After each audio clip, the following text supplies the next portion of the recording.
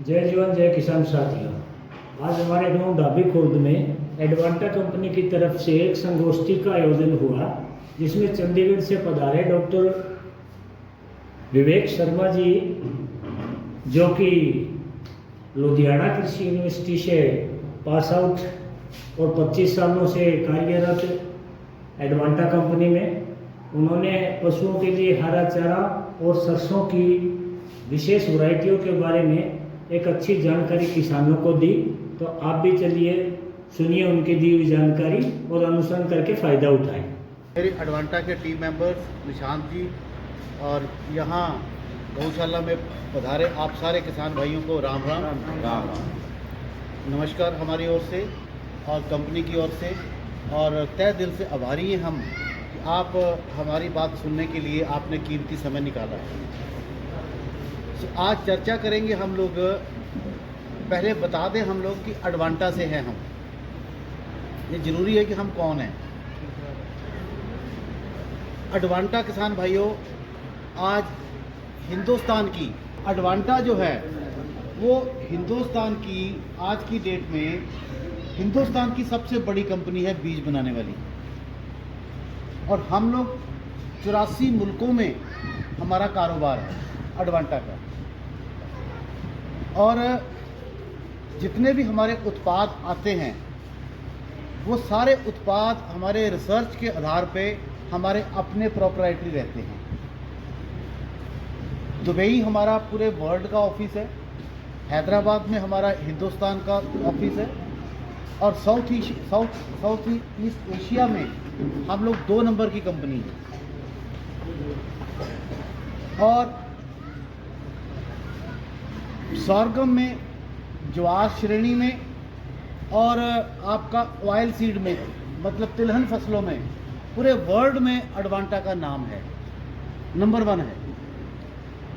सो इससे ये जानकारी का किसान को क्या फ़ायदा है, हमें क्या फ़ायदा होगा। ये तो पुराने कहते हैं ना कि आप लखपति हो, मैं करोड़पति हूँ, ये अरबपति हैं। भैया अपने घर में होंगे। किसान को उस कंपनी का क्या फ़ायदा है? किसान को ये फ़ायदा है कि वो कंपनी अगर कोई भी उत्पाद लाएगी तो वो रिसर्च के आधारित होगा, उसके पीछे खोज होगी, और एक नामी कंपनी जो भी ब्रांड आप इस्तेमाल कर रहे होंगे उससे ज़्यादा उपज देने वाला ब्रांड होगा। ये एक नामी कंपनी है। तो सरसों में आप देखो, सरसों की बात ही कर लो। आप मार्केट में जाओगे, एक ही दुकानदार के पास आपको 40 किस्में मिल जाएंगी। तो वो एज ए किसान, एज ए फार्मर, हमें ये जानकारी जरूर लेनी चाहिए कि भैया इनमें से टॉप की 3 कंपनियां कौन सी हैं।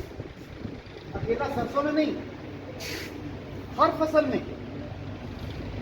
फसल में ये जानकारी रखना आज के किसान को बहुत ही महत्वपूर्ण है। बिकॉज कि जो एक बीज होता है,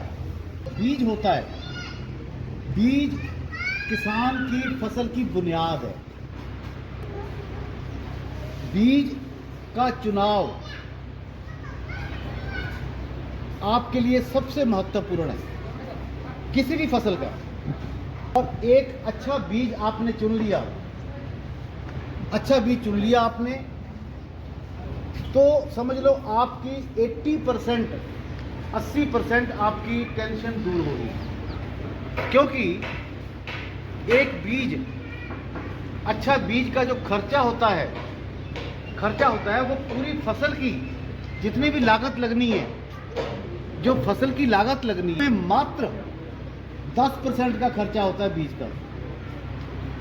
उसका योगदान कितना रहता है? उसका योगदान पूरी फसल में कितना रहता है?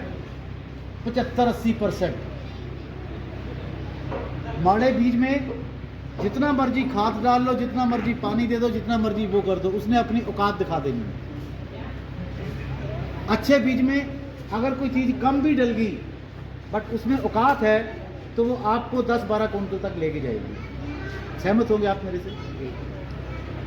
तो कम से कम एज ए फार्मर हमें कृषि के बारे में, कृषि की कौन सी कंपनियां अच्छी हैं, कौन से बीज अच्छे हैं, कैसे बोने हैं, कैसे करने हैं, उसकी जानकारी रखना आज की डेट में बहुत ज़रूरी है हर किसान ने। अपने घरों में भी पशु रख रखे होंगे दूध वाले, किसने रखे? सभी के है जी, सभी के हैं ना। तो गौशाला में बैठे हैं आज, तो मैं लाहे से पहले, सरसों से पहले आपके पशुओं की बात करूं, पशुओं के दूध के बारे में बात करूं। कौन चाहता है कि बात करें? हाथ खड़ा करें। सारे काम आने वाले करें जी। एक्स्ट्रा बात बताता हूं आज आपको।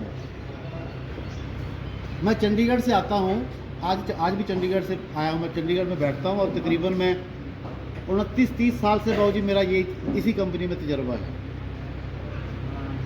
मेरी पहली कंपनी है ये। एग्रीकल्चर यूनिवर्सिटी लुधियाना से मैंने पढ़ाई करी थी, एमएससी एग्रीकल्चर, और उसके बाद में इसी कंपनी में मैं कार्यरत हूँ। क्यों हमारा मन लगता है एक ही कंपनी में? क्योंकि इसकी जो सोच है कंपनी की, वो छोटे और मीडियम दर्जे के किसान को कैसे अपलिफ्ट करना है, किसान को की आमदन कैसे बढ़ानी है। हम दो तरीकों से बढ़ा सकते हैं। एक, उसको पर्याप्त जानकारी देके, दूसरा उसको जानकारी के साथ उत्पाद दे। यही दो तरीके होते हैं, और कोई पैसा देके तो जाता नहीं किसी को भी। तो आज भाग्यशाली हम लोग यहाँ बैठे हैं, गौशाला में बैठे हैं, तो उन्हीं पशुओं की बात मैं करता हूँ। लाहे से पहले, इसको लाहा भी बोलते हैं ना यहाँ ला नहीं बोलते जी, सरसों। सरसों के बारे में मैं बाद में बात करूंगा, और उससे पहले आपके पशुओं की बात करूंगा। दूध के कारोबार में दो बातें होती हैं बस। सरसों में तो 50 बातें हैं, दूध के कारोबार में दो बातें हैं। एक, आपके पशु की नस्ल सुधार लो आप, और दूसरा, पशु को खिलाना पिलाना क्या है, रख रखाव कैसे करना है। दो ही मंत्र है। अब जो इन दो मंत्रों में से पहला मंत्र मैंने बताया कि पशु की नस्ल सुधारना। आज से 40 साल पहले जो आपके घर में पशु बंधे हुए हैं, 40 साल पहले इस नस्ल के पशु थे या आज नस्ल बदली हुई है? बताइए सर। बदली हुई है। वो बदली है 80%, वो बदली है 90%, वो बदली है 95%, बदली हुई है। कोई उसमें दो राय नहीं है। जो आज हिसार की मुर्रा भैंस है, वो कहीं दुनिया में नहीं है। वो भैंस हमारे पास है। यूपी वाले नरवाणे से भैंस लेके जाते हैं जींद से, जहाँ से वो 16 किलो दूध देती है। वहाँ 10 दिन बाद ही आगरा में, मुरैना में वही भैंस 10 लीटर पे आ जाती है, 16 लीटर वाली। क्या कारण होगा? सिर्फ और सिर्फ खाने पीने, सिर्फ और सिर्फ खाने पीने का है। एक जो साइंस बोलती है, जो उसके डॉक्टर बोलते हैं, एनिमल न्यूट्रिशन डिपार्टमेंट बोलता है, उसके आसपास तो जाना चाहिए ना, हमें जाना चाहिए ना। तो उस पशु को मैं बता दूं आपको कि उसको पूरे दिन का, जो 12 लीटर वाली भैंस है आपकी, जब 20 लीटर वाली वो गाय है, जो HF गाय है, जहाँ भैंसें ज़्यादा होगी मुझे पता है, जो 12-14 लीटर वाली भैंस को दूध देना है, उसको हरा चारा कितना चाहिए टेक्निकली पता है आपको? उसके वजन का 9-10% हरा चारा चाहिए। वजन का सूखा चाहिए सिर्फ 4 किलो, जिसको भूसा बोलते हैं, और दाना चाहिए 12 लीटर वाली भैंस को 5 किलो पूरे दिन का। ये टेक्निक है। तो ये अगर आप उसको पूरा राशन देते हो जो मैंने बताया, उसके अंदर जाता है, और जिस चीज़ से आप दुखी हो कि पशु 8वें महीने दूध देना बस कर जाता है, यही होता है, 7वें 8वें में बस कर जाता है। और आपका पशु, हमारे नॉर्थ इंडिया का पशु जो है वो 18 महीने बाद बच्चा देता है, सरकारी आंकड़ा है ये, 18 महीने बाद, जो देना चाहिए 13 महीने बाद। और हमारा पशु, हमारे खान पान के चक्कर में हमारा पशु सिर्फ और सिर्फ 47% ठहरता है, 53% रिपीट होता है नहीं रिपीट होता। वो इसी कारण में होता है कि वो उसकी डाइट बैलेंस नहीं है। पूरे वर्ल्ड में हमने 15 साल से काम स्टार्ट किया हुआ है सिर्फ चारे के ऊपर।